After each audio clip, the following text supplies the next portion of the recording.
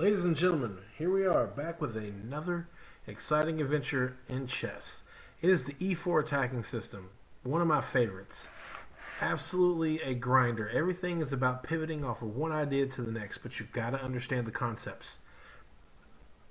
Here's what it's all about: creating fast activity against the Black King.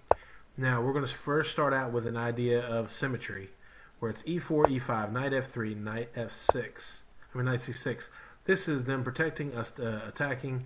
And now, in this instance, we could either go with one of the ideas. Here's the idea of the Italian game, which attacks the pawn on F7, where only the king can advance and take it.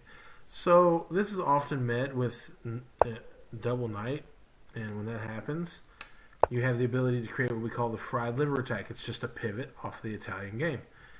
If they was to say do this number here, boom, bam, bam, two pieces. Now that's an elementary mistake, so we're going to say that didn't happen. And we're going to say that they go, okay, we're going to go ahead and stop you. Boom, capture the pawn, captures with the knight, capture F7 with the knight. You say, why would I do that? They capture, because the queen comes, boom, check, and puts two pieces now on this knight, where we'll say the queen blocks. You have the opportunity to capture either piece. Best piece to capture with is the bishop, because it causes another check. It could create opportunities for black to make more mistakes. Black could then say, you know what? I ain't having that. Here we go. Bishop trade. Please, let's trade. You may not want to trade right now. You might say, you know what? You got to be careful with the fried liver because you can easily get greedy. And you capture again. Now, black easily come here and say, boom. Takes you. Then you take here. Take back the queen. Now you have a perfect 7 structure. They have 6 pawns, a displaced king, and displaced bishops. And they're down a whole piece. So, you come out a winner here.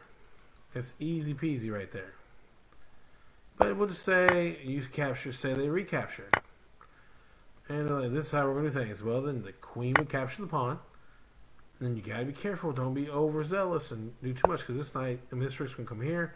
If you capture here, you're creating immediate threats, because this bishop controls this color, the bishop controls this color, this rook controls this line, and if they move forward, then it's going to put you in a bind. It's just not fun to play. So leave this pawn alone. I don't recommend taking it. I just recommend castling for king safety, and then begin to develop your pieces for counterplay, because you might see this coming next. Oh, at this point, then you might be able to say, okay, I can see a reason why this is okay, because once they come after me here, then I can easily just go up and back down to here. Or if you don't, you can slide all the way out to the A5 square and stay out of the way.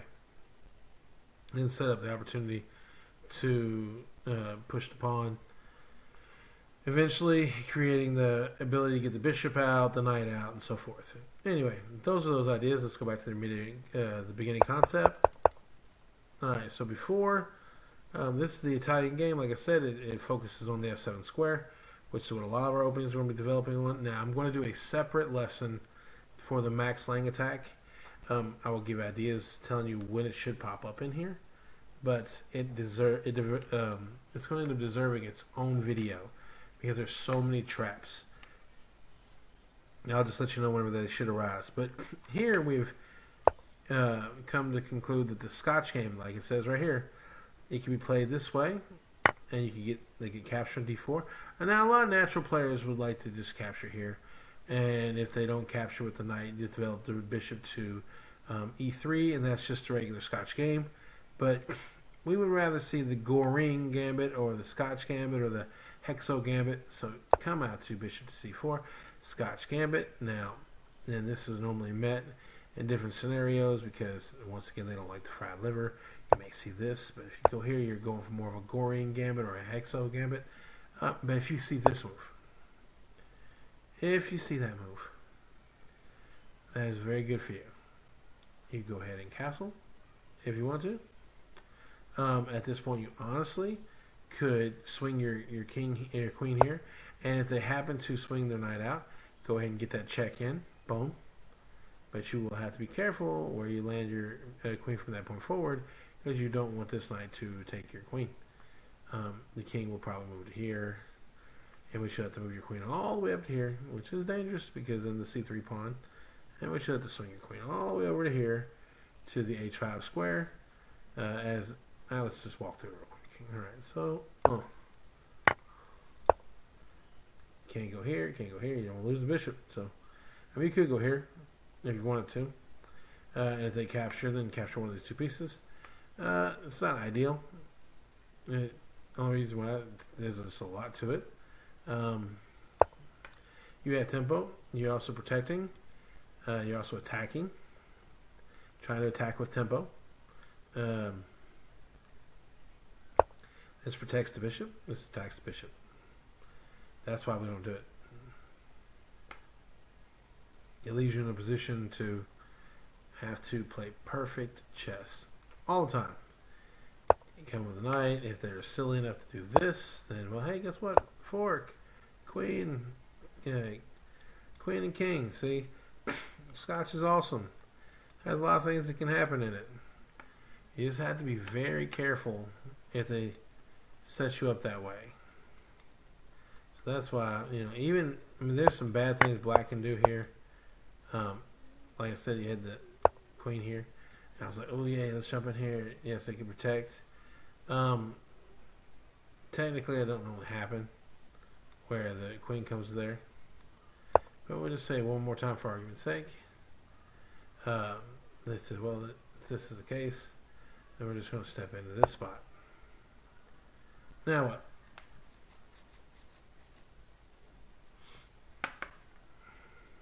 The right move's here. And if they capture, you capture back. You get a whole piece up. But not as fun. Could have been better. So, another idea, if you want to go with just the main line, castle, and say they capture again. Now that is immediately, you see that happen? Check. Snatch. Check. Boom. Boom. If they capture, then you capture. Boom, boom, boom, boom, boom. If they don't capture, and they develop, then you capture this way. Or you can capture this way. If you was to capture this way with the queen and they capture with the knight, then you just smack, take that pawn, the rook slides over, rook steps in, doesn't allow the, well, let's go ahead and take a look. Let's go ahead and take a look.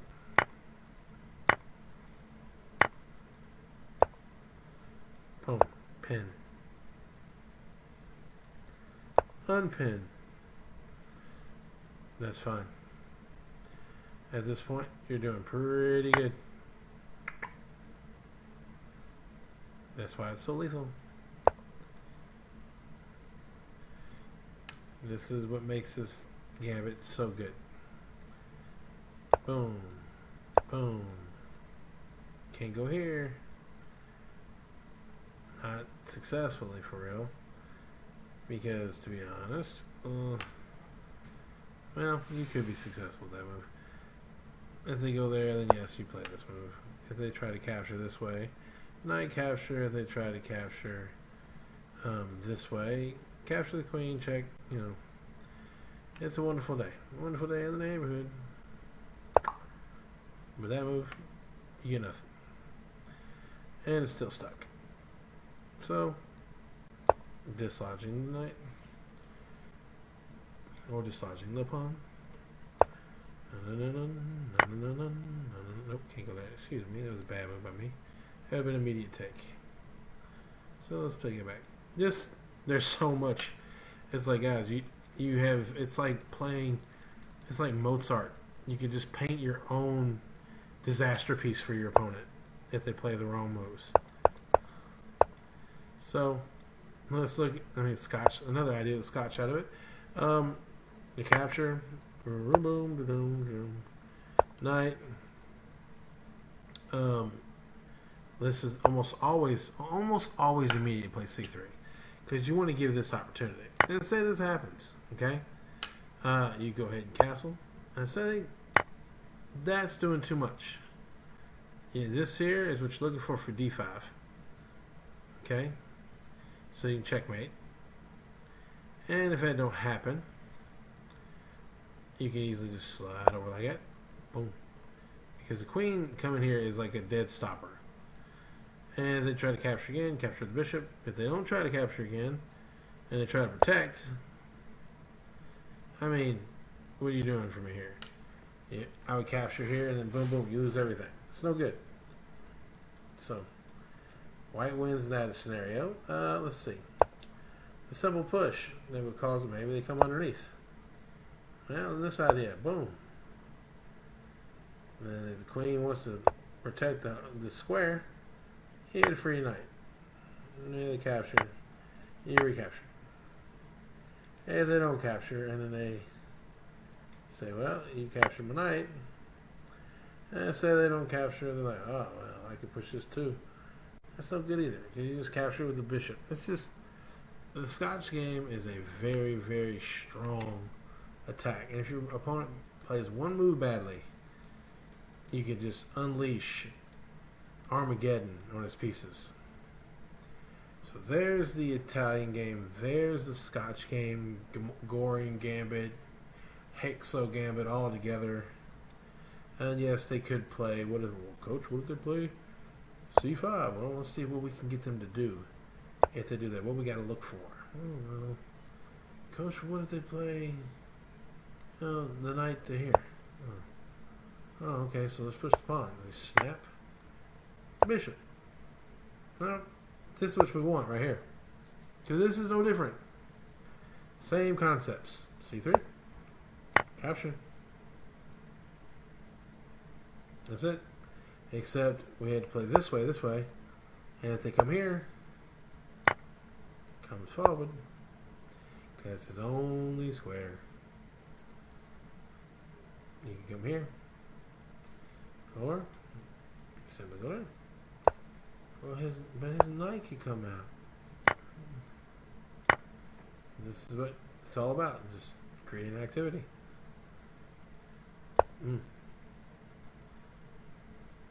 Oh, then this piece. What about that, Coach? Yeah, that's bad news. Gets in there, gets that rook, you're dead. So, you don't move the bishop. This move here moves forward with the knight out here. It's unfortunate. Because this is probably your best move, period. Moving the queen. And then if the knight comes, you can pin it. But this is why we gotta be careful not to go overboard. This is another thing I don't like about that opening. Against that variation. If they capture, I don't usually do this. I think the best move when they capture in the Sicilian is to recapture with the knight. And if they play this way, then you would press that pawn and press that bishop and queen combination, the battery. Because if they swing, then you have the ability to check. If they come forward, then, well, it's a little bit less sketchy. Because if he was to play, no, here we go. If he was to play this move, okay, they're going to capture. And you're dead in the water. You're still under fire. So Sicilian can be played, but I do not like moving the queen to b3. It is all about playing it right here to d5 most of the time. This is just a gotcha move. So castles, usually you can see somebody getting ready for fianchetto. It's pretty tough. Because if you come here and they swing wide, that can be the move. Create the pin.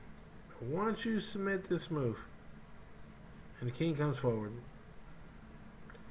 you're still under fire. Now you have two pieces under fire, and that's one of the rules of chess you don't want. It's two pieces under fire at the exact same time. So this happens quite often. Boom. Then you're going to try this, dislodging pieces, just trying to create counterplay, gain your pawn in the center of the board. It is got its weak points, but the Sicilian is a very strong attack. It works very well, but you can get them to play into it. Not everyone's going to play the right moves. Not everyone's going to play A5 Knight. It's just keeping an eye on when to pull triggers on traps. And that is those parts of the Italian game, pivoting into a fried liver, the Scotch game. I mean, these are all very playable openings. We're going to get into a different opening real quick. It's a little bit different. The Italian Two Knights. It's also known as Gioco Piassimo, quiet game. When this happens, and both sides castle, this becomes very drawish. And the advantage is usually given to whoever strikes first in the center. This game is a very slow, methodical game. And that being the case, you could play for a win already. You could play the same as they do, but this move's got its, how I could say, it's got its ups and downs in it. You're immediately going down a piece, but you're creating an ability for activity. It's just, once you allow so many things to happen, it kind of gets very drawish. So, if they allow you to have counterplay, take the counterplay. You'll get this sometimes. This is an annoying little move. It really is, because they're attacking. No one likes going back, but I recommend going all the way back, setting up this move. There's another. You might get this because they don't want you to double up their pawns, or you might get this where they attack your bishop. You don't really care. At this point, play the c3. They cannot move this piece. It stops that knight from being a little bit of a jerk. You don't want to move here because you're going to get a free pawn. Queen could get active in the game. That's fine. And this happens.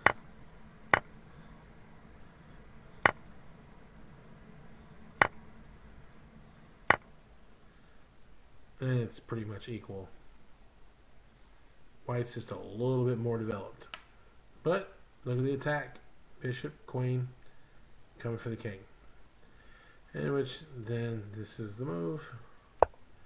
Protecting the checkmate square, protecting the pawn, doubling up.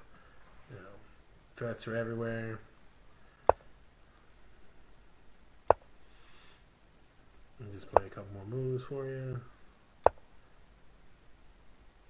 Can't capture because two pieces are on it.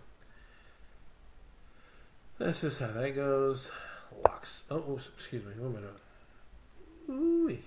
What's this? Something real stupid. Well, gonna try to play to that. Sidestep. Rook. Two pawns. It's just white's just one move ahead and just slowly building. Just the way that game goes. Italian Two Knights is very slow. It is a very drawish game. It has a lot of concepts that new beginners like to play with because you can't get decimated really quickly out of it. It's so slow. Let me get you where it looks like the max lane. The max lane actually looks a lot like the Scotch game, but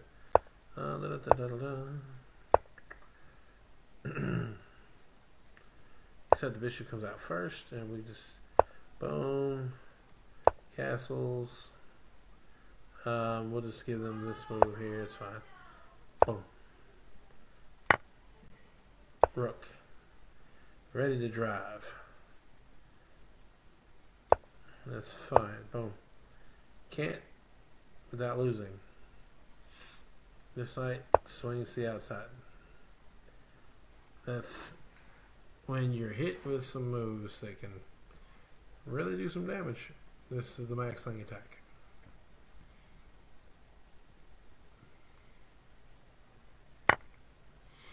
And if captures, there's just a lot of possibilities. See, they're going to want to fork the two pieces, giving you the free piece here.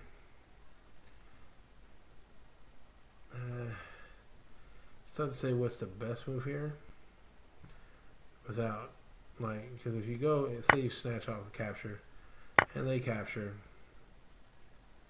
sure, rook, capture, boom, boom. But if they do this move, yeah, oops, they already made their move here.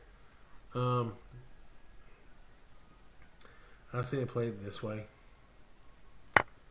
and captures.